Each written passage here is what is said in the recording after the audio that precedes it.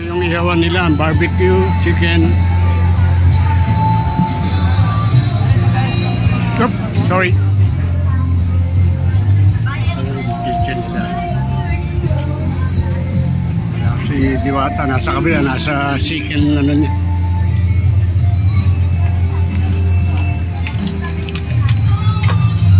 Ayaw mo sulogin yung mga ano, manok. Diwata. Hindi mo ba inuulat mo talalagay ng saling? Sabi ko unatin yan. Yung manok. Hindi inuulat eh, para mas malaki at kawagpit sa pakilalagay.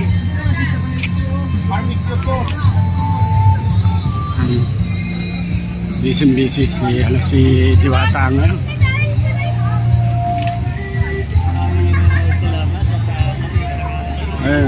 Sundan natin si Diwata para ano natin.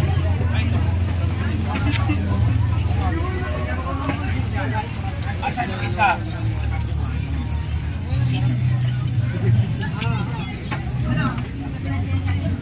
Pagkakapagod palang sundan si Diwata. Parang ipo-ipo. Parang turumpong umiikot. Excuse me. Ayan.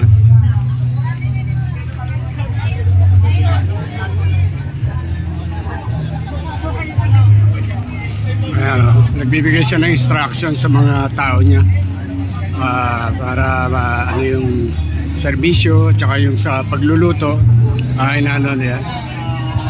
Magaling ang ano ni Diwata kasi sinusubaybayan niya tsaka binibisita niya lagi ang kanyang mga ano. Dami na.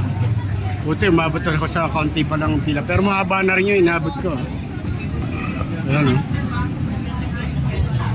Ayun. Ayun. Subscribe Marvin Abansenya. Ayun. Sama ko na kayo ha. Ayun ha, sila Mami ha. Tatay Abi po ha, yung vlog natin ha, sa YouTube. Tatay Abi. Abi. T-A tapos T-A-Y A Victory E. E. Abi. Ayan. Tatay Abi. Basta nakita niyo yung bigotilyong gano'n na ano, ayan. Okay. Oo, bikers din ako. Paranaque. Ayun bike ko nando, yung Mountain Peak. Okay. Bisitahin mo, nando lahat yung mga ano ko. Okay. Ano pangalan niyo, sir? Friend Michael po. Yun, si Friend Michael. Okay, ayan, dito kasama sila Mami. Ayan, kumakain dito. Okay. Dito kay Diwata Paris Overload.